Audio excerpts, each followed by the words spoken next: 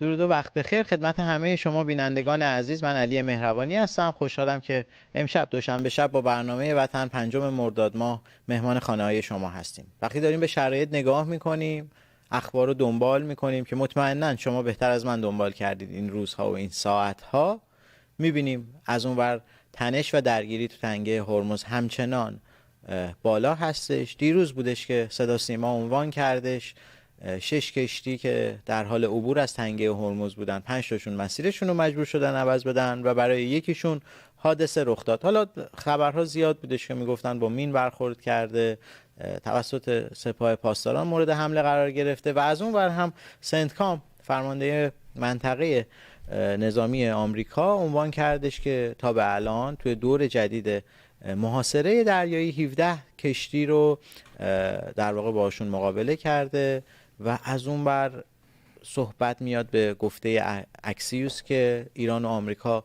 به واسطه میانجی ها در واقع قطر و عمان، شاید دو کشور حالا نام برده دقیق نشده ولی مد نظر هستن که دارن با هم دیگه توافقاتی رو انجام میدن، به زور دارن میان میشینن کنار هم، در واقع فشار رو میارن به ایران. آمریکا که حالا تحت فشاری توی این قسمت آنچنان نیست، ترامپ هم اینو تایید کرده. اما در کنار همه اینها مهمترین خبری که ما ایرانی‌ها، شاید محبوب ترین شخصی که برای مردم داخل ایران فعلا تو حوزه سیاست هست، حتی از ترامپ بیشتر، آقای نتانیاهو عازم آمریکا هستش، داره میاد اینجا و قراره تو مراسم یادبود لینزی گراهام صحبت کنه، حضور داشته باشه و از اون ور مهمترین مسئله‌ای که همه اخبار دارن اونو دنبال میکنن به جدیت و ما مردم ایران، ملاقاتی هست که با ترامپ در کاخ سفید داره در رابطه با ایران. حالا قرار سوالاتی رو بپرسیم، ببینیم مثلا رویه به کدوم قسمت میره، جمهوری اسلامی تصمیمش به چه سمتی هستش، آمریکا و اسرائیل به کدام سمت حرکت خواهند کرد، نقش احتمالی اسرائیل چی هست در درگیری پیش رو اگه داشته باشیم یا نه شاید توافقی رو داشته باشیم. خب قطعا نمیتونیم جواب کاملی رو بدیم، این بازی هستش که اون کسانی که دارن بازی میکنن، سیاستمدارها، احتمالات بسیار زیادی رو در نظر میگیرن و لحظه نظرشون شاید تغییر میشه، به خصوص وقتی حرف از آمریکای ترامپ میشه. ترامپی که غیر قابل پیش بینی بودنش یکی از روش‌های نوع سیاستیش هستش. در کنار خودم جناب دکتر هرمز شریعت رو دارم. خیلی خوش اومدید به برنامه خودتون و خوشحالم که اینجا شما حضور دارید. خوشحالم هستم. سفرها بود و سفرها خواهد بود. گفتم این فرصت رو غنیمت بشمارم بیام با بیننده ها، عزیزانی که در ایران به خصوص هستید و درد میکشید، یه ارتباطی برقرار کنیم، هم اطلاعات بدیم، هم فکر، هم قلب شما رو میدونیم، درد شما رو میدونیم و این توضیحات امیدواریم نه فقط مسائل رو برای شما باز کنه، بلکه به شما یه امیدی هم بده، امید واقعی هم بده. بله، و کنار کشیش هرمز عزیز ما آقای دکتر امیر حمیدی رو داریم. بسیار خوشحالیم که شما اینجا هستید. سابقه حرفه‌ای شما به عنوان دیپلمات فعالیت داشتید، سالها استراتژیست بین المللی بودید و مشاور سیاسی و خیلی فعالیت‌های دیگه. به برنامه وطن خوش آمده هستید جناب حمیدی. ممنون و سپاسگزارم از دعوتتون. درودی میفرستم خدمت شما و دکتر شریعت گرامی و بینندگان عزیز شما در جای جای جهان. جناب حمیدی، اول سوالم من میخوام اینجوری از شما آغاز کنم و شروع کنم و شاید تحلیلی که من دارم میکنم درست نیستش، پس منو تصحیح کنید. اینکه من فکر میکنم این محاصره دریایی که آمریکا داره انجام میده به مراتب فشار بیشتری رو داره از حالا حملات نظامی که توی این چند وقت گذشته برای 14-15 شبی که انجام دادن به سپاه پاسداران وارد میکنه، برای اینکه تولیداتشون به حداقل رسیده، نمیتونن صادرات نفت داشته باشن، منابع درآمد، بزرگترین منابع و شاید تنها منبع درآمدیشون در حال حاضر هستش و این به نظر شما باعث شده، همین باعث بشه که به هر حال یه ذره تنشا پایین اومده، یک کم جمهوری اسلامی شاید اون بی‌مها با حملاتش به کشتی‌های توی تنگه هرمز یا کشور منطقه رو کمتر کرده باشه نسبت به روزهای گذشته. شما اینو باعثش رو این موضوع میدونید که داره محتاطانه تر عمل میکنه سپاه پاسداران به خاطر اینکه بیشتر تحت فشار قرار گرفته، نه یا نه اینو یک سیاست کلی میدونید که حالا قراره دوباره تغییرش بدن؟ ببینید، ما باید اول نگاه کنیم ببینیم که اصل پیام در این موضوعات چیه؟ اونچه که ما دیدیم که پرزیدنت ترامپ مطرح کرده بود، بیش از اون که یک تهدید لفظی باشه، اعلام یک دکترین بازدارندگی ایالات متحده بود و پیام واشنگتن هم مشخص بود که امریکا تنها به یک توافق ناقص یا نمادین رضایت نخواهد داد و انتظار داره که جمهوری کودککش اسلامی به طور کامل به تعهدات و مطالبات خودش تن بده و به خاطر همینه که اگر ما نگاه کنیم به میتونیم به 3 پیام خلاصه برسیم. یکی اینه که ایالات متحده امریکا میخواد ابتکار عمل رو در دستش نگه داره و به تهران نشون بده که اگر مذاکرات به نتیجه مطلوب واشنگتن نرسه، گزینه نظامی همچنان روی میز خواهد بود و از یک طرف دیگه هم فشار رو میاره، به خاطر اینکه این بخشی از سیاست مذاکره از موضع قدرت، در واقع نه مذاکره از موضع امتیازدهی. پس پرزیدنت ترامپ معتقده که فشارهای نظامی، اقتصادی و سیاسی دولتش باعث میشه که جمهوری ملایان دوباره به میز مذاکره بازگرده و تسلیم بشه، چون راه دیگری رو نداره و این همون منطق فشار برای تغییر رفتاره، یعنی افزایش هزینه ها و سپس فراهم کردن مسیر دیپلماسی. و این یک پیام بسیار مشخصیه که خطاب به تهران نیست، بلکه متحدان ایالات متحده هم در منطقه اهمیت داره، چون واشنگتن میخواد که در برابر تهدیدهایی که امنیت منطقه و منافع ایالات متحده را تحت تاثیر قرار داده، آماده است از همه ابزارهای خودش استفاده بکنه و از نظر روابط بین الملل هم چنین صحبت‌هایی یا اظهاراتی معمولاً به یک راهبرد بازدارندگی و افزایش اهرم فشار در مذاکرات. به خاطر همینه که این بحران به توافق یا به تشدید درگیری منتهی بشه، چون در تهران نمیتونن تصمیم بگیرن، به خاطر همینه که به تصمیم‌ها و اقدامات هر دو طرف وابستگی داره و در روزهای آینده خواهیم شد که این یه مقدار فشار رو کم کردن چه نتیجه‌ای خواهد داشت. بسیار عالی، متشکرم. بذارید همین سوالو از شما هم دکتر شریعت داشته باشم، اما به نوع دیگه، به گونه دیگه. اینکه خب حالا تصمیم نهایی برای مذاکره گرفته نشده، اما صحبت هست با واسطه ها، میانجیگرها، داره یه صحبت‌هایی انجام میشه. اینکه ما دیگه جمهوری اسلامی رو ما از هر کسی شاید بهتر میشناسیم، هیچ وقت نمیام بگم ما در حال مذاکره هستیم یا مذاکره هم میذارن یه اسما و یه حرکات عجیب، مذاکره ما رو در رو نیست و نمیدونم از این اتاق به اون اتاق یه وزیر خارجه میره میاد، خبر میبره، پیغام پسخا. اما اینکه شما فکر میکنید دلیل این که اینا حاضر هستن اصلا، حالا چه با میانجیگری چه پشت پرده با آمریکا مستقیم مذاکره کنن، دلیلشو این فشار خارجی شما میدونید که آمریکا به شدت قرار داده توی این چند وقت، یا تهدیدی که ترامپ گفت به ازای هر یک کشتی من یک پل، یک زیرساخت و اتفاقا در تهران میزنم. و من یه برنامه فاکس نیوز رو داشتم شنبه میدیدم، مجریاش اومده بودن، نمیدونم دیدید یا نه، این ایستگاه‌های برق، تولیدات برق کنار تهران، مثلا دماوند که 40% برق تهرانه، همه رو نقطه‌هاشو میگفتن، با هم تحلیل میکردن. یه جوری بود انگار داشتن مسخره میکردن جمهوری اسلامی رو که ما اگه بخوایم حمله کنیم به این نقاط حمله میکنیم.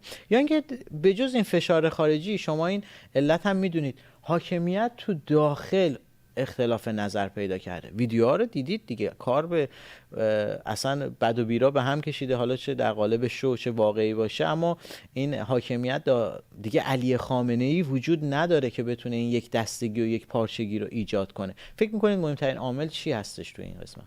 من روشی که جمهوری اسلامی داره به کار میبره یه استراتژی میبینم به انجام میره، خریدن وقته. یعنی اینکه اینو بالاخره یک جوری به تأخیر بندازیم، یه مقدار جنگ داشته باشیم، جنگ محدود خیلی به نفعشونه. چرا؟ چون به دنیا میگه، آقای ترامپ میاد میگه ما پیروز شدیم، میگه نه نشدی. جنگ تموم شده، میگه نه نشدی. و میخواد این جنگ ادامه پیدا کنه به صورت محدود. برای همین ترامپ هم گفت من اون جنگ محدود، یکی تو بزن و یکی من بزنم و نمیخوام، حالا شدید میکنم ببینم چی میشه. ولی من حس من اینه که جمهوری اسلامی داره استراتژی خودشو پیاده میکنه که تأخیر با کمترین هزینه بخواد این تأخیر هزینه که بخواد بده یه مقدار جنگ و خرابیه، میخواد اینو مینیمم کنه ولی تأخیر. چون هر چقدر به انتخابات آمریکا نزدیک بشیم، هر چقدر این فرصت، این جنگ به اصطلاح ادامه پیدا کنه، این زد و خورد، حالا چه کوچیک چه بزرگ، زد و خورد پیدا کنه، به ضرر آقای ترامپ هست و روی این حساب میکنن که ترامپ دیر یا زود مجبوره به خاطر مسائل داخلی دست برداره. حالا اگر تا به نوامبر برسه، اگر شکست بخوره در نوامبر، نصف قدرتش از بین میره تو در مجلس و اگر بخواد 2 سال دیگه هم صبر کنن که دیگه بهترینه براشون. و این اختلافات داخلی بوده همیشه، ولی اینها میدونن که اگر بینشون اختلافی باشه و به جون هم بیفتن، هم هر دو طرف نابود میشن و برای همین همیشه به زورم شده با هم موندن به خاطر بقا. و من حس من اینه که اینجا هم با وجود اختلافات یک جوری با هم میسازن، چون نباشن هیچ کدومشون نخواهند بود، هیچ کدوم از این جناها. اگر باشن هر دو جنا برنده است، اگر نباشن هر دو جنا بازنده. همه چیزو میبازن، قدرت، پول، حتی جون خودشون رو هم میبازند. و این اتحاد اجباری رو همیشه داشتن و دارن و نگه میدارن.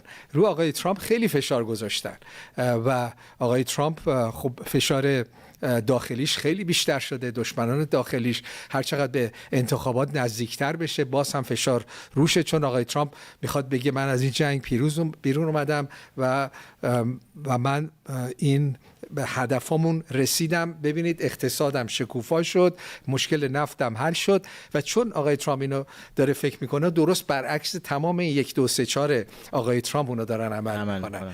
نه جنگ تموم نشده، نفتم ما اجازه نمیدیم، چون اون تنگ هرمز بزرگترین آسیه که جمهوری اسلامی داره، اونم ما شل کن صفر کن، ولی تنش رو در جهان میاریم که رو فشار اقتصادی روی شما بیاد. آقای ترامپ جاری نداره، تنها چاره‌ای که به نظرم داره و داره استفاده میکنه این میگم یا مثل کسی که چماق دستشه میزنه تو سر، میگه بیا با هم صحبت کنیم، نمیکنی یه دونه دیگه میزنه، نمیکنی بیا با هم صحبت کنیم، اونم میگه گاهی میگه آره صحبت کنیم، و صحبت که میکنه حرفاشو دنبال نمیکنه، آخر باز به همون چماق و جنگ میرسه. و این دوره رو ما چندین بار دیدیم و این همونطور که اولم گفتم این استراتژی جمهوری اسلامیه. یه خورده جنگ باشه صحبت میکنیم، حالا این خود صحبت چند هفته آتش بس باشه صحبت میکنیم، به جایی نمیرسه، دوباره حالا یک جنگ. و تا به حال به نظر من تا به حال این استراتژی موفق بوده چون باقی مونده میگم موفق بوده، وگرنه خیلی چیزا رو از دست داده. ضربات بزرگی هم وارد کردن و خب من با همون ایدئولوژی که میگید چماق و هویجی که داره در واقع ترامپ میبره جلو معروف هستش، یه دونه میزنه یه هویجی هم حالا اونجا گذاشته تا یک انگیزه‌ای بهشون بده، داره میبره جلو. ولی من میخواستم جواب سوالمو گرفتم.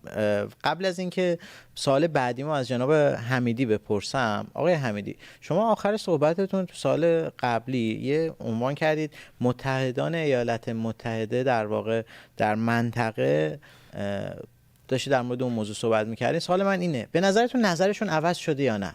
چون توی درگیری‌های قبلی میگفتن اینا فشارهای زیادی رو دارن به آمریکا وارد میکنن که میترسیدن از جمهوری اسلامی که سالها تهدید کرده بود، اما بعد از اتفاقاتی که افتاد، بعد از این موشک پراکنی که جمهوری اسلامی به خود این کشورها انجام داده، ما الان تو خبرها داریم می‌بینیم میگیم حالا اگه درست باشه عربستان بزرگترین مشوق آمریکا هستش که کار جمهوری اسلامی رو تموم کنه. خب این قابل درک هستش که قطر از یک جمهوری اسلامی آزاد هیچ سودی نمیبره، واقعا منافعش اصلا به خطر میفته.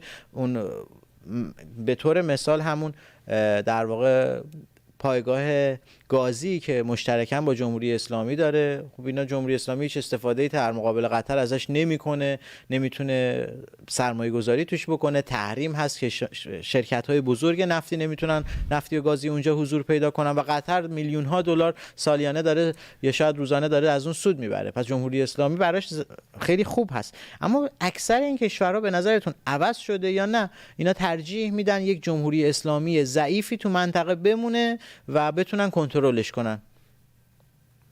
بله، ببینید ما اول باید مسائل و صحبت‌هایی که در سوشال میدیا یا میدیا انجام میگیره یا کسانی که تفسیر میکنن از این بگذریم، نگاهی بندازیم ببینیم که در واقع پرزیدنت ترامپ به دنبال دیپلماسی یا چیکار میخواد بکنه. مسئله آخر کارنامه اینجا مشخص خواهد شد و اگر دنبال دیپلماسی، چرا این گسیل هزینه بردار نیرو و تجهیزات به خاورمیانه و اسرائیل در حرکت و همینجوری فرستاده میشه و این معناش چه میتونه باشه. اگر اینو ما به جوابش برسیم، من فکر میکنم خیلی چیزا برامون مشخص میشه. ما نگاه میکنیم میبینیم که در کنار تحولات اخیری که در منطقه قرار گرفته، یک نکته بسیار روشنه: ایالات متحده نمیخواد، در حالی که مسیر دیپلماسی رو درش رو باز نگه داشته، ولی آمادگی نظامی خودش رو کاهش نداده. در واقع واشنگتن در یک زمان دو مسیر رو ادامه میده. یکی مذاکره از موضع قدرت و حفظ آمادگی کامل برای اقدام نظامی در صورت شکست دیپلماسیه و انتقال دهها و شاید نزدیک صدها هواپیماهای مختلف و نوع هواپیمای سوخترسان درسته. و هواپیمای جنگنده که سامانه‌های پدافند هوایی و مهمات، صرفاً یک جابجایی لوجستیکی که نیست، چون خیلی هزینه داره و این اقدام یک پیام راهبردی به نظر من داره که ایالات متحده میخواد به جمهوری اسلامی نشون بده که هم توانایی اجرای عملیات گسترده رو داره، نه تنها حفظ کرده بلکه در صورت نیاز میتونه در کوتاه مدت بتونه زمان از اون عملیات رو به طور کلی از سر بگیره. نکته مهم دیگری که وجود داره حضور هواپیمای سوخت رسانه. این هواپیماها ستون فقرات هر عملیات هوایی دور برده، یعنی امکان حضور مستمر جنگنده ها در آسمانه و اجرای مأموریت های طولانی رو آمادگیشو داره که انجام بده. پس وقتی چنین تجهیزاتی در منطقه مستقر میشه، نشون میده که ایالات متحده در حال حفظ آمادگی عملیاتی است، نه صرفاً ارسال یک پیام سیاسی. دیگه از مسائل و صحبت‌های سیاسی گذشته و اگر از سوی دیگه نگاه کنیم میبینیم که استقرار سامانه‌های پدافند هوایی نیست بیانگر اینه که ایالات متحده امریکا تنها به عملیات تهاجمی فکر نمیکنه، بلکه همزمان برای حفاظت از نیروهای خودش در اسرائیل و پایگاهاش که شما در منطقه اشاره کردین، در برابر هر گونه واکنش که ممکنم احتمالی باشه، ولی اینا آمادن و برنامه‌ریزی کامل رو انجام دادن. به اعتقاد شخصی من، این آرایش نظامی بیش از اون که نشانه تصمیم قطعی برای آغاز جنگ باشه، بخشی از سیاست بازدارندگی هم هست، چون امریکا میخواد جمهوری اسلامی بدونه که فرصت مذاکره همچنان وجود داره، اما اگر تهران زمان را به نفع خود بخواد بخره یا مسیر تنش رو ادامه بده و گزینه نظامی کاملا آماده است و در دسترس خواهد بود. پس دیپلماسی ممکنه ادامه داشته باشه، اما قدرت نظامی نیست در بالاترین سطح آمادگی خودش حفظ شده و این نشون میده. ما در 12-13 روز گذشته دیدیم با یک تصمیم نزدیک 5000 محل نظامی و پدافند جمهوری اسلامی رو اینا بمباران کردن. پس مهمترین ابزار فشار ایالات متحده برای تغییر محاسبات جمهوری ملایان محسوب میشه و اینا آمادن که بتونن از موقعیتی که تصمیم بگیرن استفاده بکنن. جناب حمیدی عزیز، من یه سوال دیگه میخوام از شما داشته باشم. خیلی پاسخش اگه کوتاه بتونید به من بدید، بعد از جناب شریعت موضوع رو ببریم جلو. خب وقتی صحبت از این فشار نظامی و آمادگی بالای نظامی نیروهای در واقع آمریکا در منطقه یا متحدانش میشه، حالا بجز این که ما تو خبرها داشتیم، باز نمیدونیم واقعیت بوده یا نه، اما تکذیبم نکردن کشورهای عربی مثل بحرین، کشورهای مثل حالا دوره گذشته مثل امارات، اینا با هواپیمای جنگی خودشون به خاک ایران حمله کردن و حالا میگم رسمی اعلام نکردن، اسرائیل هم خیلی وقت رسمی اعلام نمیکنه. از اون ور هم سفرهای این گپ، این فاصله‌ای که افتاد بین جنگ 39 روزه تا این شروع حملات، ما دیدیم ترامپ با پوتین در واقع صحبت‌هایی داشت، به دیدار رئیس جمهور چین رفتش و چند روز پیش عنوان کرد که روسیه و چین به من قول دادن، عنوان کردن که تسلیحات به جمهوری اسلامی نخواهند فروخت، اگه بکنن براشون بد میشه. ما هم از اون ور یه سری امتیازا رو داریم. با ناتو در واقع یه جلسه بسیار مهمی رو داشت با سران کشورهای عضو ناتو در ترکیه. و شما فکر میکنید اگه درگیری نظامی گسترده‌ای صورت بگیره، آمریکا به تنهایی اینو پیش خواهد برد یا نه رهبری رو خواهد داشت با حضور یک مجموعه از کشورهای منطقه؟ خب قطعا بعد از آمریکا اسرائیل خواهد بود، یا کشورهای اروپایی حالا شاید تسلیحات نظامی تأمین بکنن، شاید یه سری محدودیت‌ها رو مثل پرواز ممنوع رو توی یک سری از نقاط ایران یا خاک ایران ایجاد بکنن. این سوالم ازتون داشتم، اگه پاسخ بدید ممنون میشم. اگه اجازه بدین اینو من در کمتر از 2 دقیقه پاسخ میدم خدمتون، چون خیلی پیچیده است. ببینید این درگیری ها معذرت میخوام، صرفا یک بحران میان مثلا عربستان و هوتیان است، مثل ایران و عراق نیست یا هر کشوری که در منطقه حساب کنیم، بلکه بخشی از رقابت امنیتی گسترده تریه که امنیت خاورمیانه که یکی از مهمترین مسیرهای تجارت جهانی تحت تاثیر قرار داده. هوتی‌ها امروز تنها یک بازیگر داخلی در یمن دیگه نیستن. اونها با استفاده از یک موشک دوربرد خودشون یا یک پهپادهای انتحاری حملات دریایی و امنیت دریای سرخ و تنگه بابل مندب رو مورد هدف میتونن قرار بدن. مسیری که بخش مهمی از تجارت جهانی و انتقال انرژی که از اون عبور میکنه به خطر میندازه. به همین دلیله که همه اونها یک مسئله محلی دیگه نیست، بلکه یک تهدید بین المللی محسوب میشه و به خاطر همینه که کشورهای منطقه به نتیجه رسیدن که اگر این حملات ادامه پیدا کنه طبیعیه که پاسخ عربستان و شرکای امنیتی در منطقه گسترده تر خواهد بود. ولی این آتش پای بالهای کشورهای مختلف را خواهد گرفت که ممکنه که چنین جنگی کل اقتصاد منطقه و بازار جهانی انرژی رو با مخاطرات جدی روبرو کنه که هم روسیه هم چین پاش درگیر خواهد بود، به عنوان اینکه این دریای سرخ و تنگه هرمز شاهرگ حیاتی اقتصادی اونام است و این ممکن به خاطر اینه که اگر بخوان سعی کنن که دیپلماتیکلی این برنامه ها رو کنترلش کنن و حرفی که تقاضایی که پرزیدنت ترامپ میکنه، مطمئناً اونها در کنار ایالات متحده قرار خواهند گرفت تا در کنار ایران، چون اگر در کنار ایران قرار بگیرن به اون صورت به نفعشون نیست که در کنار ایالات متحده قرار بگیرن از نظر اقتصاد بزرگ. بسیار عالی، متشکرم.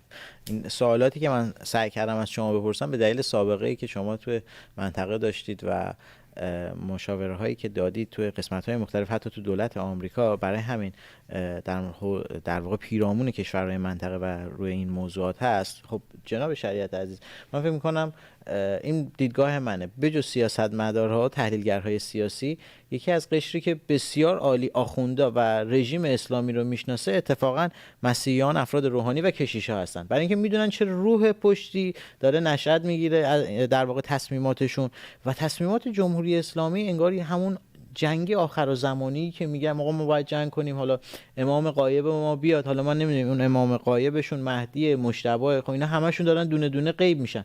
حالا اینکه کدوم میاد من کاری ندارم، اما فکر میکنید اصلا این ایدئولوژی که جمهوری اسلامی داره تا کجا ادامه میده؟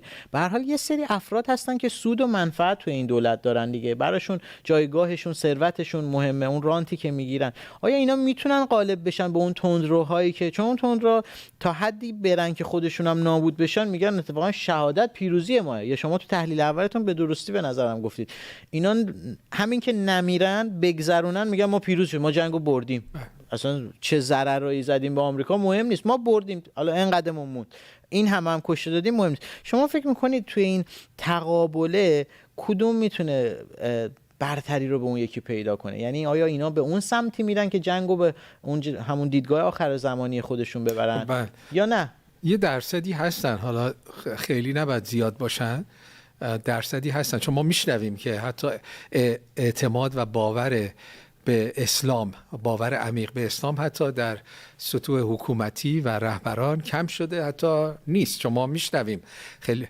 بوده بیننده های ما که از رهبران جمهوری اسلامی بودن، ما 25 سال رو ایر هستیم و بوده چندین بار از رهبران کسانی بودن که موقعیتی داشتن در جمهوری اسلامی و زندگیشون عوض شده با پیغام انجیل، زندگی درونیشون عوض شده، ولی خب مجبور بودن که بمونن. مقصودم اینه که به طور کلی اسلام در ایران ضعیف شده، در میان مردم که دیگه اصلا اعتباری نداره، در میان حکومت یا هم تا حدودی نداره. برای یه قشر بزرگ، یه قشر کوچیکی هستش که باورهای عمیق مذهبی دارن و طبق اون و سعی میکنن این باورها رو به مردم منتقل کنن. 25 سال یا 47 سال در مدارس این کار رو سعی کردن منتقل کنن، اصلا نتیجه نداد، ولی تا جایی که میتونن میخوان این باورهای مذهبی رو منتقل کنن، مردم اون بیشتر باشه، ولی کمه. پس دو تا انگیزه، یکی انگیزه الهیاتیه که ما کشته بشیم و بکشیم و کشته بشیم برای به خاطر الله و آینده، کشته بشیم، هر دوش نفعه. وقتی بکشی ثواب، کشتن بشی که دیگه گارانتی آسمانی داری. یه تعدادی هستن این باور رو دارن. در جنگ ایران و عراق دیدیم اینو چطور به جماعت اینو فروختن، این عقیده رو، طوری که حتی بچه‌ها این کلید بهشت رو تو گردن داشتن و میرفتن و باور داشتن که به بهشت میرن. ولی باور به اسلام ضعیف شده ولی نابود نشده. بین یه تعدادی هنوز این هست، ولی بیشتر از باور مذهبی مسئله بقا و اقتصاده. یعنی این یک چیز منطقیه که اگر ما اینو رد کنیم، که حس میکنن دارن رد میکنن چون داره به انتخابات نزدیک میشه، اینو زمان بخریم رد کنیم، برنده ایم. شما اشاره کردید، حالا چه بهای بیرونی چه بهای درونی، چقدر از مردم ما کشته بشن، حتی از طرفدارای ما کشته بشن که اینا رو میگن شهید، و چه ساختارهای داخلی از بین بره، اینا براشون بهای بزرگی نیست برای در قدرت موندن. ولی اون طرف رو هم باید در نظر بگیریم. اینا برای اگر بمونن برای همه چیز رو در دستشون خواهد بود، اگر برن همه چیز رو از دست میدن. پس یک تعدادی هم هستن مسئله مرگ و زندگی براشون. چرا اینقدر جدی هستن بعضی از این حکومتی‌ها، گرچه به اسلام هم باور ندارن؟ چون موندنشون پر از منفعت، رفتنشون پر از ضرر، همه چیز رو از دست میدن، حتی جانشون رو. و این شما اگر اجازه بدید راجع به کشورهای اروپایی من یه نکته رو بگم. کشورهای اروپایی و درکشون کنید دیگه، بعد خودمون رو جای اونها بگذاریم. اونها میدونن این مسئله موقتیه. کشورهای اروپایی دراز مدت فکر میکنن، میگن که این مسئله رو زیاد درگیر نشیم، میگذره و ترامپ به نتیجه برسه برنده ایم، نرسه برنده، میخوایم برنده باشیم. اینطوری میخوان هم پیروزی ترامپ رو شریک باشن، هم شکست و پیروزی جمهوری اسلامی رو.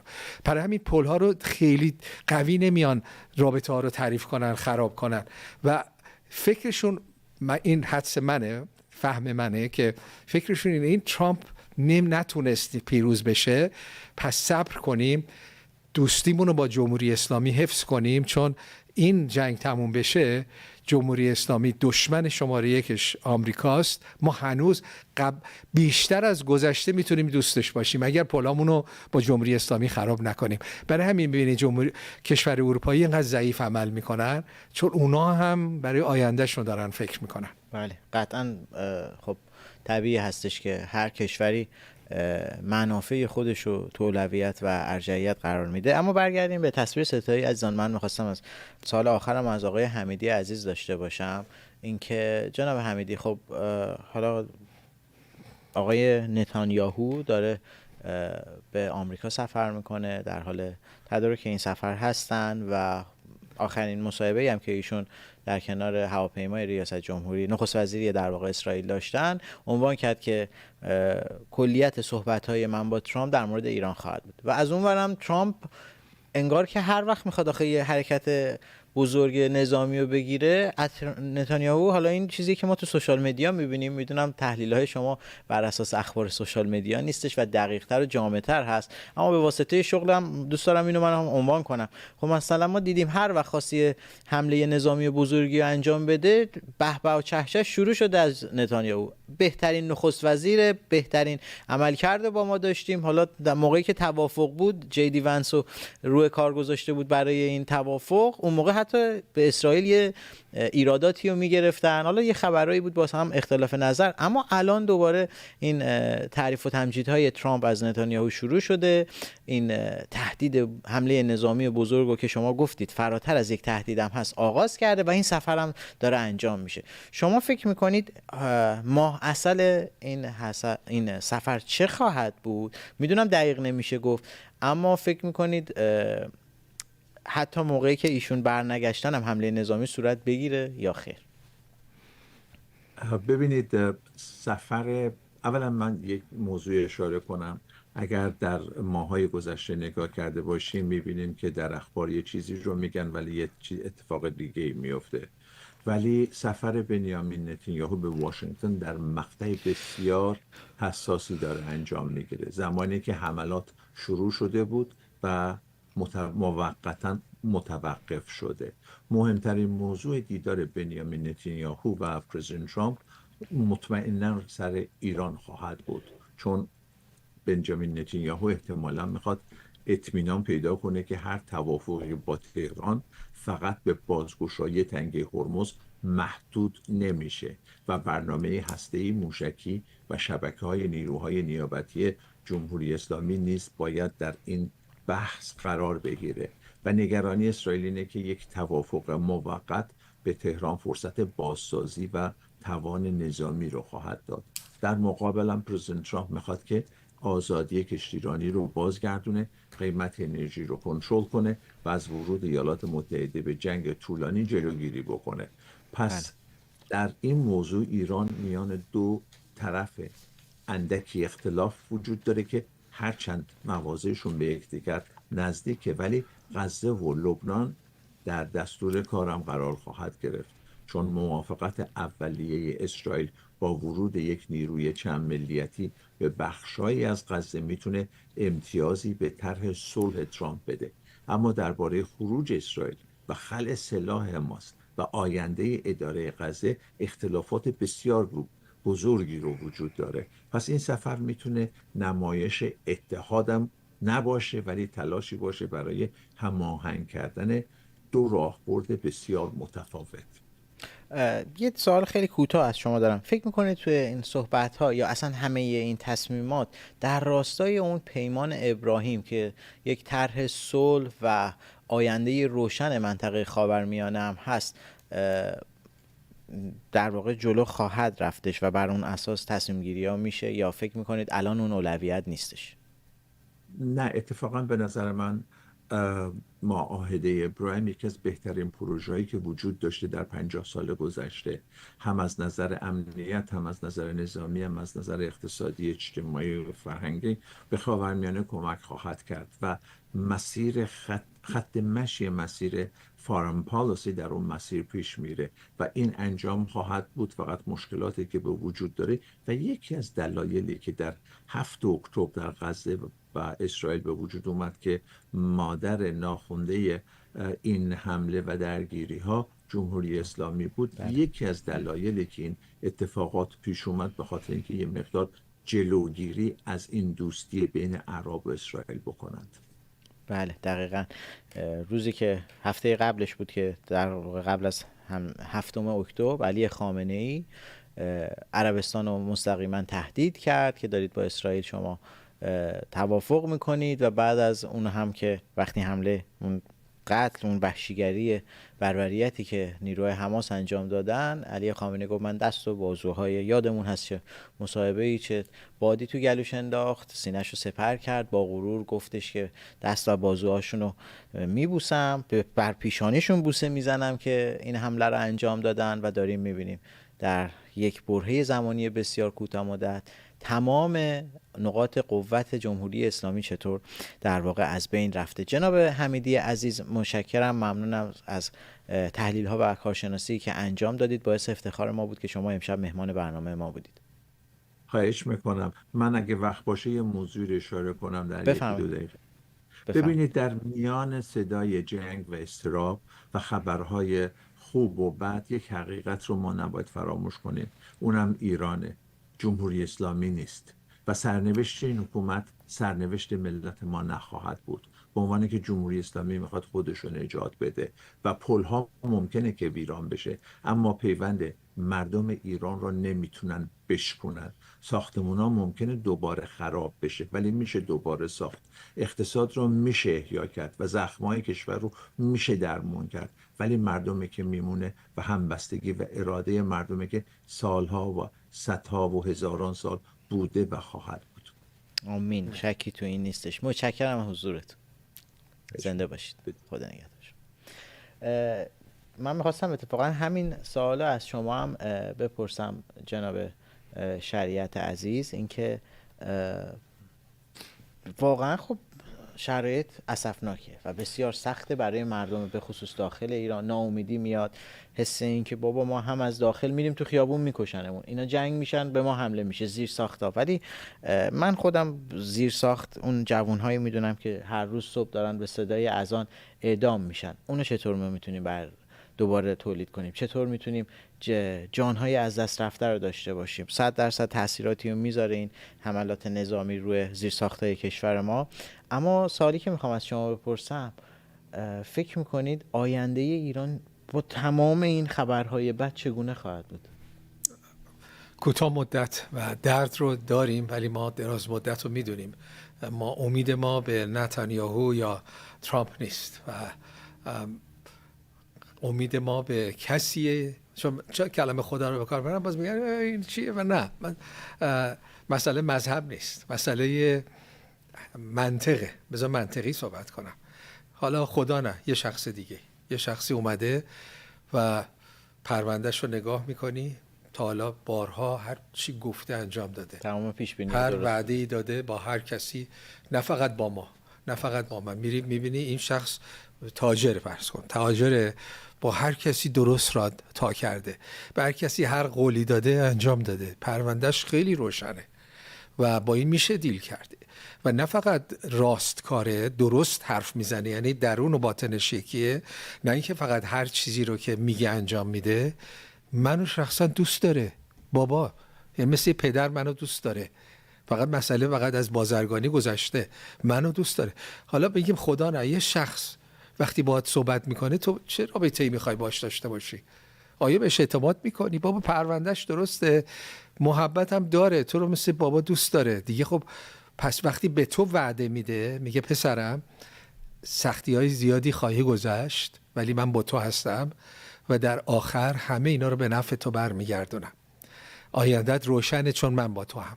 سختی رو تحمل کن، دل سرد نشو، ادامه بده، من باهاتم. اگر یه انسان، تازه انسان ممکنه فردا بمیره، تمام وعده‌هاش هر چقدر خوشدل باشه از بین بره، نتونه، میخواد ولی نیست، رفته، نتونسته.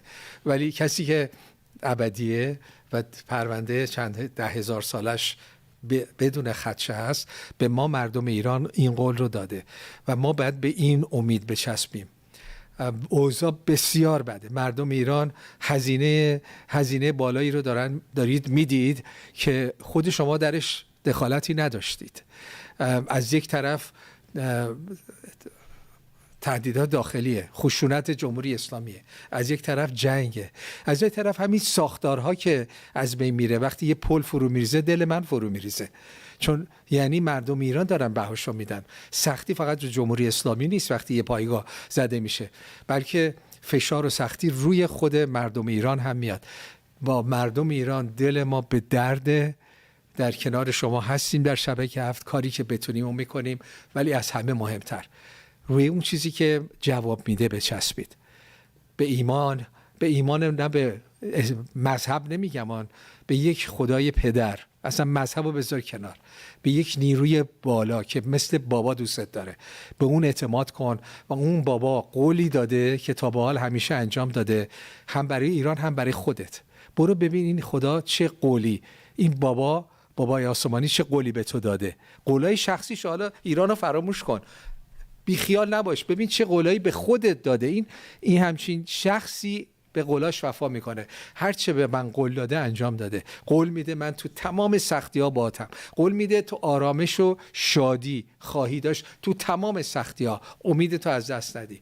قول میده که به من تو قدرت بده، روح القدس رو بده، هدیه بده که در درون ما باشه، کم نیاریم بلکه انقدر زیاد بیاریم که دیگران رو خدمت کنیم.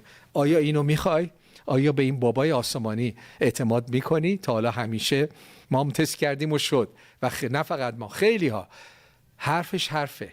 میگه امروز میخوام زندگی تو عوض کنم، در آینده ایران رو هم برکت خواهم داد، ولی امروز نوبت توه. اگر امروز آماده ای با یک دعا، نه لازم به کلیسا بری، نه، با یه ایمان ساده بگی خداوند باور میکنم تو محبتی. میتونی با من این دعا رو بکنی؟ خداوند باور میکنم تو محبتی، ذاتت محبته، به من دروغ گفتن، من اون خدا رو کنار میگذارم، اون مذهب رو کنار میگذارم، ولی تو خدای عشق رو کنار نمیگذارم. تو بابایی، باور میکنم که وقتی میگی بابایی، یه بابایی که از بابای زمینی هم بهتر، قدرت داری، محبت داری، به تو اعتماد میکنم. اعتماد یعنی ایمان. من به تو اعتماد میکنم و امروز زندگیمو به تو میدم. عیسی مسیح منو نجات بده. بگو عیسی مسیح منو نجات بده، گناهان منو ببخش، خطاهای منو ببخش، از من انسانی تازه بساز. همین الان، نه فردا. بگو خداوند همین الان من میخوام، نقد میخوام، خداوند نقد میخوام، همین الان زندگی من عوض کنی، همین الان روح خودت رو بر من بدی، همین الان من از درون پاک کنی. میکنه. بخواه به شما داده خواهد شد. آمین آمین، ایمان داریم. متشکرم، ممنونم از شما دکتر شریعت عزیز که برنامه امروز حضور داشتید و ممنون از شما بینندگان عزیز، قربون چشاتون بشم که ما رو نگاه کردید. یک حرف خیلی قشنگی و آقای حمیدی گفتن و بعد جناب شریعت اون رو باز کردن، اینکه اتحاد و همبستگی که ما ایرانی ها داریم. به یاد زنده یاد فرخزاد عزیز که میگفت اینا کیان که اومدن، مغولا اومدن رفتن، حکومت‌های مختلف اومدن و رفتن، اما ایران و ایرانی همیشه تا ابد پابرجا خواهند بود، پاینده خواهد. یادمون نره تو این روزهای سخت سعی کنیم با همسایمون، با بغل دستیمون، اعضای خانوادهمون، همسرمون، برادر، خواهر، هر کسی که دسترسی داریم، یک کم، با اینکه سخته، با اینکه خیلی میتونه فشار رو رومون بیشتر کنه، اما مهربون تر باشیم، درکمون از همدیگه بیشتر باشه، گذشت و بیشتر انجام بدیم. کاری که جمهوری اسلامی به ما سالها یاد داده، نه حقتو بگیر، بجنگ برای حقت، سر اینو کلا بذار، دروغ بگو، دزدی کن، نه.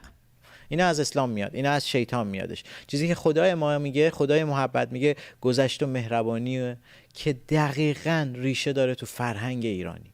باور کنید تو کشورهای خارجی، افراد خارجی وقتی میبینن ما ایرانی‌ها چطور مهمون نوازیم، چطور اهمیت میدیم بهشون، چطور به افرادی که نمیشناسیم تازه به خونه ما اومدن، توی جمعی میبینیمشون، از اونها پذیرایی میکنیم، به ایرانی بودن ماها افتخار میکنن و چه چیزی بالاتر از این. ممنونم. پنجشنبه شب برنامه وطن تغییر کرده، فقط دوشنبه ها و پنجشنبه ها هستش الان. دوشنبه و پنجشنبه ها ساعت 10 شب به وقت ایران. عزیز دلی، در پناه خدا باشید. دوستتون داریم.